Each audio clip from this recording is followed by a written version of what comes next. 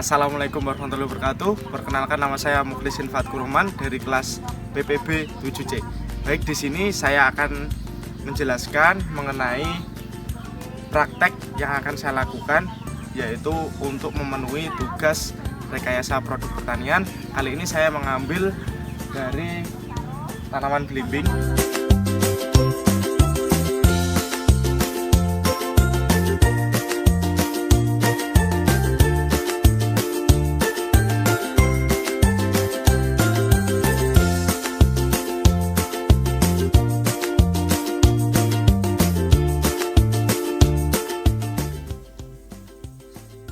Salah satu langkah yang terpenting dalam mewujudkan atau menghasilkan buah belimbing yang bagus dan buah belimbing yang berkualitas, salah satunya mempunyai ukuran yang lebih besar dari biasanya, yaitu adalah pembrongkosan.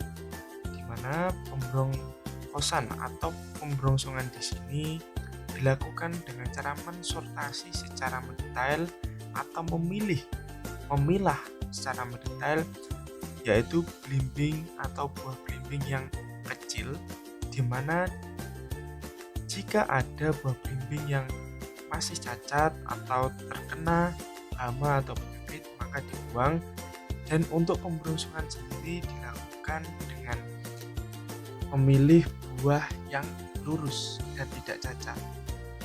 Nantinya jikalau sudah besar, otomatis buah itu nanti akan tumbuh dengan besar dan tumbuh dengan lurus yang berkualitas dan bermutu.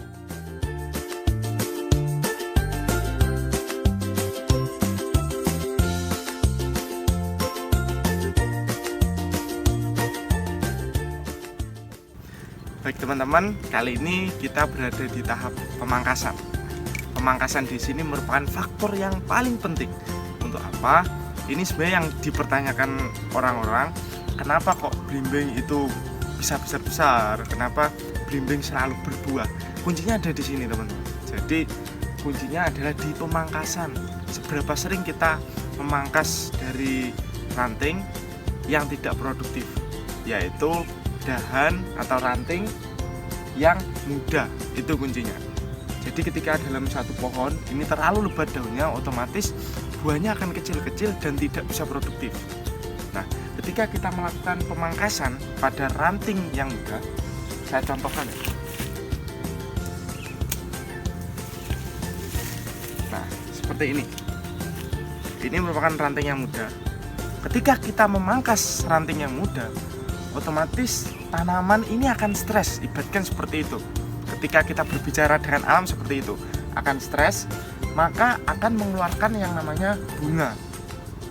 Dan juga segala dari vitamin, nutrisi nanti akan masuk ke dalam buah, sehingga buah tersebut nanti akan menjadi besar dan juga bunganya akan terus bertambah. Itu ketika ada yang buah, sudah ada yang belimbingnya udah pentil-pentil seperti itu, juga ada udah yang bunga, makanya itu akan selalu berbuah. Itu kuncinya. Tapi tetap kita harus istiqomah dalam apa? Dalam memangkas daun atau ranting yang muda.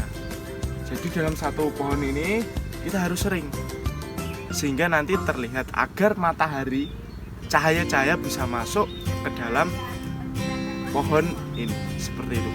Baik, saya akan lanjut untuk melakukan pemangkasan.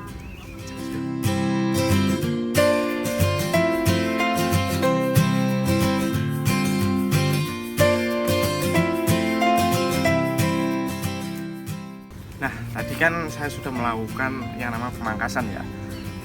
Setelah pemangkasan 5 menit tadi atau berapa menit tadi sudah berbuah gitu.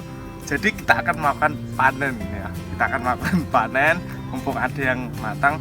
Saya contohkan satu aja untuk dipresentasikan ya. Baik, langsung aja. Tapi bercanda lah. Masa nggak mungkin lah yang namanya proses itu nggak langsung ya.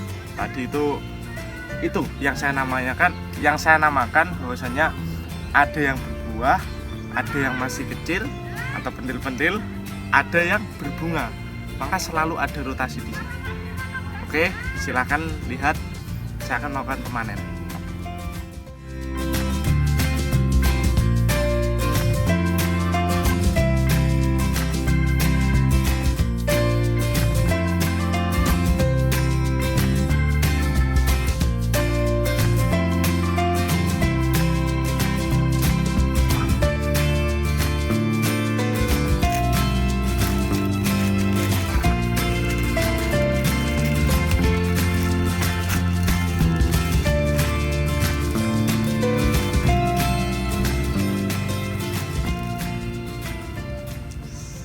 Ini yang namanya blimbing super ya teman-teman.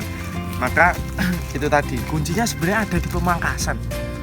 Ketika kita rajin-rajin untuk memangkas, nanti hasilnya akan seperti ini. Blimbingnya akan besar-besar. Rasanya ya.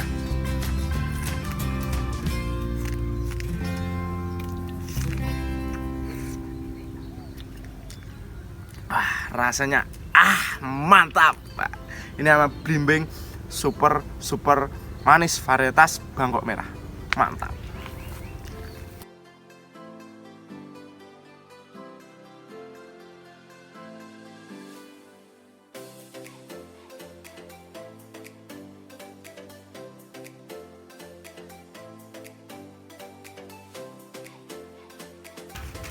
Nah, ini teman-teman, ini yang dinamakan buah jatuh ya. Faktornya adalah ketika kita melakukan pembrosongan pada buah blimbing, kita lakukan sebanyak mungkin buah tersebut, atau kita brosong semuanya tanpa kita pilah atau tanpa kita sortasi, ibaratkan seperti itu, maka akan banyak buah yang jatuh. Itu salah satu faktornya. Nah, sehingga kita ibaratkan seperti manusia. Ketika manusia diberi makanan yang banyak, otomatis dia akan muntah. Sama halnya dengan pohon. Ketika kita melakukan pembrosongan banyak-banyak, otomatis dia tidak mampu dan akan meluapkannya dengan buah yang jatuh. Itu salah satu faktornya. Faktor kedua adalah awan.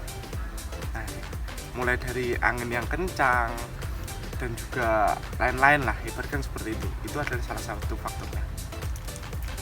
Jadi perlu kita ketahui dan perlu kita implementasikan ketika kita melakukan pembrosongan. Kita tidak boleh melakukan pembrosongan secara banyak-banyak dan harus disortasi untuk meminimalisir jatuhnya buah. Mantap.